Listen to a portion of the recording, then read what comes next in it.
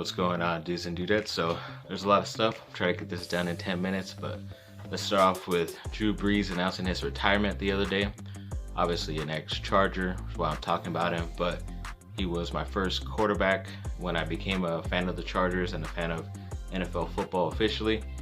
So yeah, it was pretty good good thing to reminisce about him the other day. It was nice getting all the accolades and still one of the better quarterbacks in NFL history. So congrats to him on a great career. Then Anthony Davis, they reevaluated him the other day and they said he's going to be out at least 3 more weeks, which I had already said sucked if he was going to be out at least 2, but now it's 3, and then they're going to reevaluate, so they're going to look at him then and he might be out a little bit more. But as long as he's 100% for the playoffs, I think that's all that matters, so let's hope for that. Then Alex Caruso, after I believe it was the Warriors game, during that time, he kind of went after a loose ball, knocked into a defensive player, and ended up hitting his head on the floor, and now he's in concussion protocol. He did miss yesterday's game against the T-Wolves, but I believe he will be back tomorrow, Thursday, for the Charlotte Hornets game at home, so that's good. At least get some players back. Then, yes, since we last talked, USC was officially announced in the March Madness NCAA tournament. I believe their seed is a number 6 seed, so they're playing at number 11, but they don't know their true opponent. They know Drake and Wichita State are going to play each other. It's a playing game to see who will play USC. So at least some positivity where the team that you're going to play in the first round already is a little bit tired, but they could also be a little bit more engaged because they already played one game, which kind of sucks for USC, but I don't know. They should get that victory. It's just tough in the second round because they will most likely have to face Kansas, who's a better team. In my bracket, I don't think I have them going forward, but depending on the situation with Kansas, how many players healthy they have, I might change it. I will put up a video. I believe it's Friday is when the tournament starts, so I'll put up a video then of my picks. Look out for that.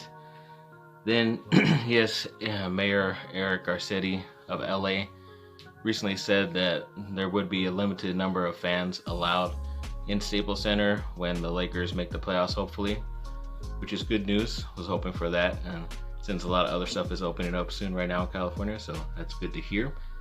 Then Zach Ertz of the Philadelphia Eagles, the tight end, he is a free agent. I don't know if he's a free agent or it might be still 1-year deal, but they say Chargers are a good landing spot for him. I believe it is. I like him as a talented NFL tight end. I hate him off the field because he married one of the better looking and hottest U.S. women's national team soccer player in Julie Johnston, so I kind of hate them for that, but you're going to help out my team, I'm cool with that. So Chargers made a lot of signings with newer players. Get into those guys real quick. So they signed the bigger and better free agent center out there from the Packers, Corey Linsley. Signed him to like a 5-year, $60-some-odd million deal. And what's weird too is like he has an opt-out after that. Well, he doesn't. The Chargers have an opt-out after that first year. So I wonder why they put that in or why he would even sign it. Because the opt-out usually means they don't have to pay him for the rest of the contract, which is weird. He is only 30 years old, so he should be able to play out this 5-year deal, but I have to wait and see. It's a good pickup for the Chargers, in my opinion. Then they also signed another offensive lineman from the Pittsburgh Steelers, Matt Feiler. I don't know the name, but it is a 3-year, $21 million deal. It's pretty nice for an offensive lineman who they say is very versatile, so he could play guard, tackle, even center if you need him to. So it's good to have a guy who can play multiple positions. Glad he's on the team. Then they also re-signed the cornerback Michael Davis, who they were hoping to re-sign back because they're pretty low on cornerback depth right now, and he's been with the Chargers ever since he got into the league undrafted, and luckily he did stay around. One of the fewer like Mexican-born players actually in the NFL, so it's cool that he's on an LA team. So I think he signed a 3-year deal, so congrats to him. And then they re-signed their kicker Michael Badgley, who his first year when he started, he was really playing well, and then this last year he was kind of up and down, which is weird, but I guess that's why it's a 1-year deal, and they signed another kicker a couple months back too, so we'll see how he does, but hopefully he can go back to his true form when he started.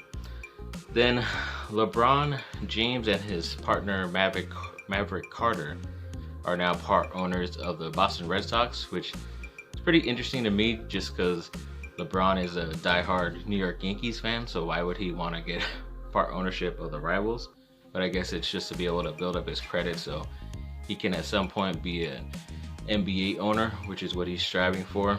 So I doubt he's going to get the Cleveland Cavaliers because Dan Gilbert, the owner now, pretty much dislikes him so much because he left him twice. But yeah, I don't know where he'd go. Maybe Miami, Minnesota, some of those crappier teams. So yeah, good for them. Good for him.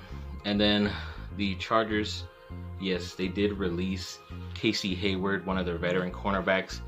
I think he was due one more year, but it was just too much of like his production going down the past couple years, and obviously he's a bit older, and they saved a little bit of money as well before free agency, so good luck to him.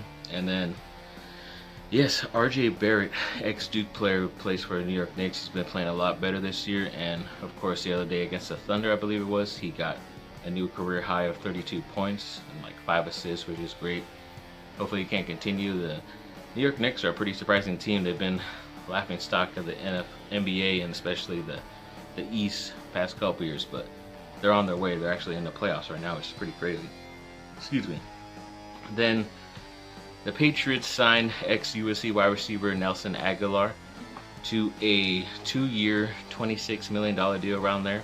Was hoping he would come to the Chargers, but at least he's not with the Vegas Raiders anymore, so good luck to him.